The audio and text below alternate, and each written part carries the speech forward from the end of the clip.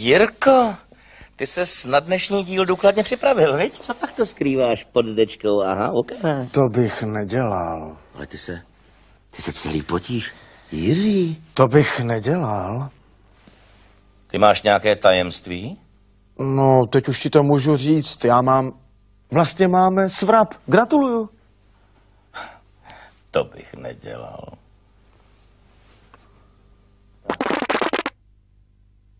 Cizopasníci, nebo řeckým slovem parazité, se dají rozdělit na takové dvě velké skupiny. Cizopasníci? To jsou jako takový třeba tyhle ty ve vlasech, nebo jinde i. Ty, kteří parazitují, řekněme, na povrchu kůže, ti by se dali označit jako ektoparazité. Nekoušou mě komáři, klíče jsem neměl už léta letoucí. Když máš muňky už 3 roky. To jsem nic jsem naštěstí neměla, ale vše jsem bohužel měla. Ti, co žijí v našich, řekněme, vnitřních orgánech, ty bychom mohli nazvat endoparazity. Myslím, že jako malý chlapec jsem měl nějaký roupy asi. To je niečo veľmi zlé, čo vám požíra všetko to, čo nechcete. Tak to bych tady nechtěl rozvádět. Ale já se takhle myslím, že každý má na sobě nějaký cizopasníky.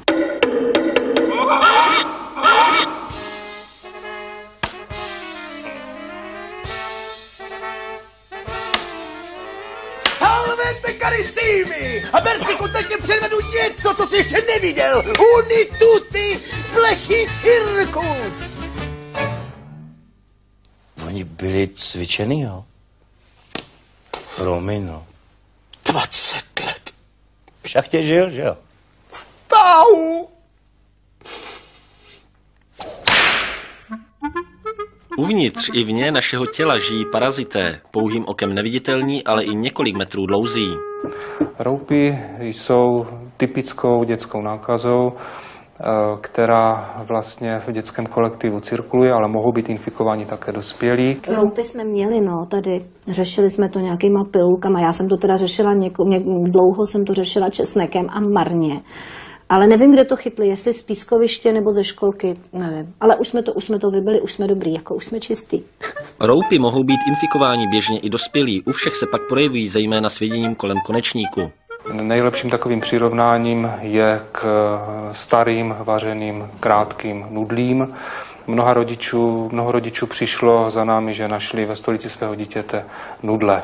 Další tvor, kterého můžete hostit ve svém těle, jsou škrkavky. Jde o až 20 cm červa, jehož vajíčka se do lidského těla dostávají nejčastěji se špatně omytou zeleninou. Bylo přijato dítě, už přesně nevím s jakou diagnózou, a vyšetřoval ho lékař ušní, nosní, krční. A při pohledu do ústní dutiny dítě vykašlalo škrkavku. Škrkavky projdou v těle cyklem, kdy se ze střev dostanou i do dýchacího traktu. U roupa funguje perfektně lék, který se jmenuje Pirvinium. Je to taková červená tekutina, která se podává zpravidla po hlavním jídle. Ovšem postižený musí na vyhlazení roupu vypít tolik mililitrů roztoku, kolik činí polovina jeho hmotnosti. Samozřejmě měl jsem v dětství roupy a jestli teda někdo má momentálně teď roupy, tak doporučuji mléko s česnekem. Určitě je to dobrý lék na první pomoc, ale nedá se říct, že by byl 100%.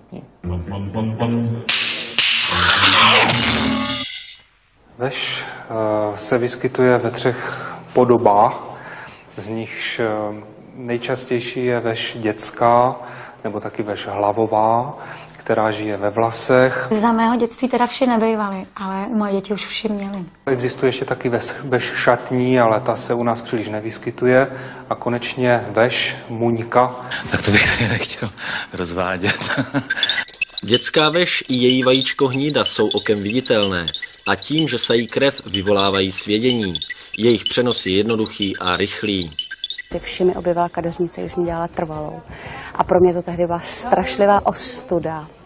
Jeden z nejhorších zážitků mého života, největších trapasů. A musím říct, že jsem je chytla od svého bratra, který si je přinesl ze školy a byli jsme zavševená celá rodina. Já jsem velice sportovní v tomhletom, tak jsem prostě nakoupila ortosany a když to měla celá školka, tak jsem se tomu veselé smála. Vší se dnes dá zbavit velmi jednoduše.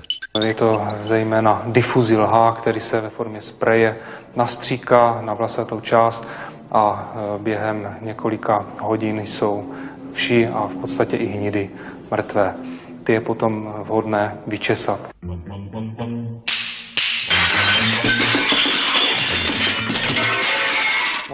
Svrab je dnes běžnou nákazou způsobenou zákoškou svrabovou, několika milimetrovým červem, který vyvrtává v kůži chodbičky, a to zejména v meziprstí a měkkých místech. Samička, která v těchto chodbičkách klade vajíčka, tak pravidelně v noci tyto chodbičky opouští a ono je to provázeno velice intenzivním svěděním. Měla jsem svrab, ale to netrvalo dlouho, protože jsem se drápala tak strašně, že jsem na to musela koupit kartáč potom, tak jsem už to nevydržela, šla jsem k lékaři, ty mě to zjistili a dali mě takovou vodičku a já jsem si to namazala, zmizelo to.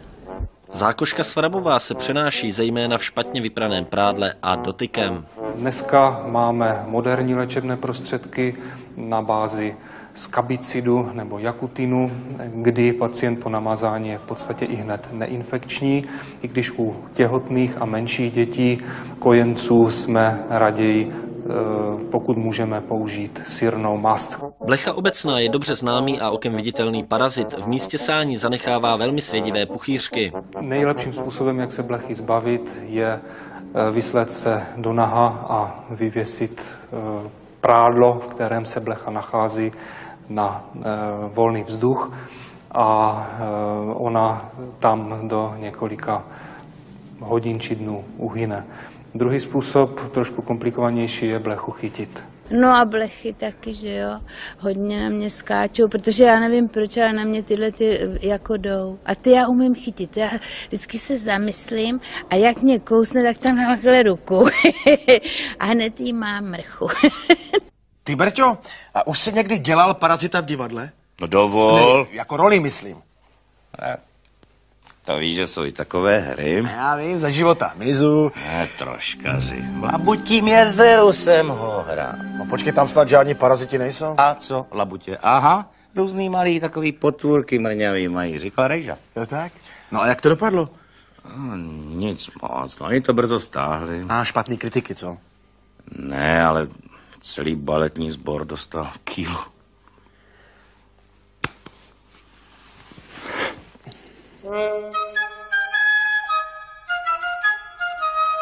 Boubele, čili zárodky tasemnice, se do našeho těla dostanou nejčastěji při konzumaci syrového masa. V našich zeměpisných šířkách nejčastěji z tatarského bifteku. Že mám tasemnici, jsem poznala v podstatě ve Stolici, protože ve Stolici jsem začala mít články, které se podobaly širokým bílým nudlím, a jelikož jsem nevěděla, co to je, tak jsem si prostudovala odbornou literaturu a zjistila jsem, že mám v těle tasemnici. Škodí člověku prakticky jednak tím, že mu ujídá, ale to většině lidí nevadí, protože dneska lidé mají potravy hojnost. Tasemnici jsem neměl, ač jsem po ní někdy toužil, protože myslím si, že to je takový dobrá metoda, aby člověk příliš nestloust. Hubnutí zdaleka není jediný důsledek. Z plodiny vylučované tasemnicí dráždí střevo a samotná tasemnice může střevo i ucpat. Lékaře jsem navštívila až v době, kdy jsem se rozhodla, že budu mít dítě. A to jsem si řekla, že v žádném případě v těle nemůžu mít tasemnici i dítě, které chci. Lékaři ani hygienici nevěřili. V podstatě, aby mě přivedli ještě více do rozpaku, tak vytáhli preparovanou tasemnici v zavařeninové sklenici a říkali mi: paní, podívejte se, takhle vypadá tasemnice. Mi nic jiného nezbývalo, než jim říct, když chvíli počkat, já vám stejný kousek přinesu. Konečně začala léčba. Po 2 dnech už nejen tasemnice, ale já jsem byla silně otrávena. Cirka za 4 dny můžu říct, že jsem měla naději, že můžu konstatovat, že tasemnici nemám. Dříve to bylo daleko svízelnější, protože se tasemnice vymítaly různými drastickými způsoby, projímadly a ricinovým olejem a klystýry, ale ta léčba nebyla efektivní. Dnes je léčba tasemnice daleko jednodušší. Po jednorázovém požití medikamentu se hlavička rozpustí a i sebedelší tělo cizopasníka opustí střeva hostitele. Tak co, dáte si tataráček?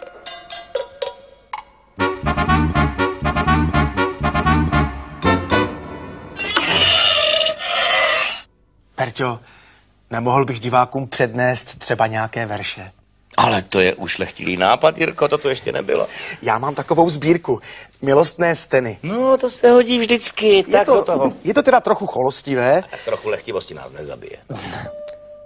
Tam, kde stojí Unimo buňka, pod starou přikrývkou krčí se... No co je? Zvířátko, jakési malé. Ale to se nerýmuje. A kuňka.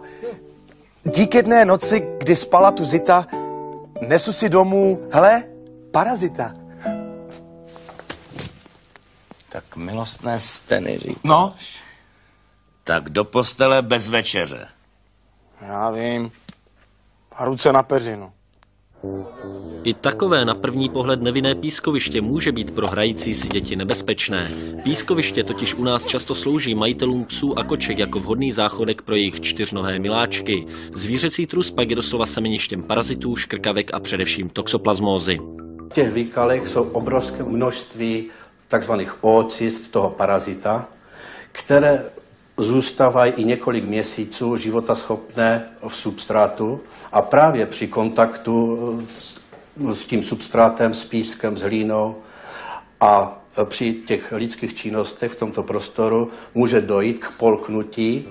Paradoxem toxoplasmózy je, že ve skutečnosti touto nákazou trpí, aniž by to vůbec tušili desítky procent lidí. Jen malá část nakažených však skutečně onemocní. To závisí na tom, jakým vývojovým stádiem toxoplasmy byl člověk nakažen, jakou dostal infekční dávku. Výměna písku v pískovišti nebo jeho oplocení samozřejmě riziko přenosu toxoplasmózy sníží. I v novém písku se však může nákaza rychle rozšířit a plod především pro kočky není nepřekonatelná překážka. Jedinou jistotou je hygiena, tedy pořádně si mít ruce a nemité nestrkat do pusy.